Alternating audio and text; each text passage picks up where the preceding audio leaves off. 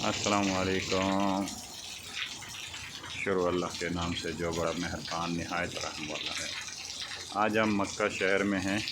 बारिश हो रही है, बहुत ही प्यारा मौसम है और बहुत ही खूबसूरत नज़ारा। सोचा आप लोगों के साथ भी शेयर करें।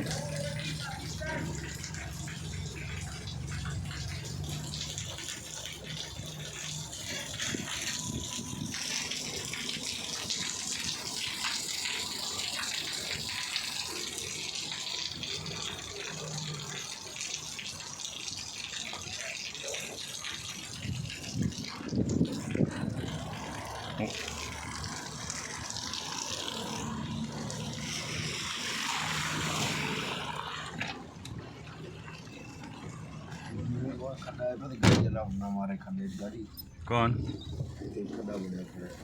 अच्छा, आवाज़ रिकॉर्ड थी नहीं पिए।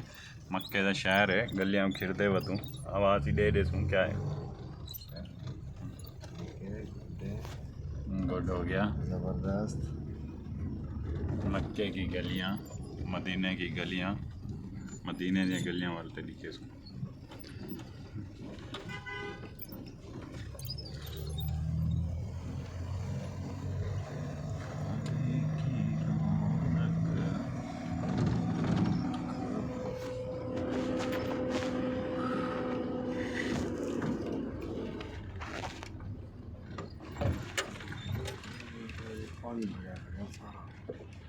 बारिश थी सर, हल्की फुल्की बारिश नहीं थी, बारिश थी।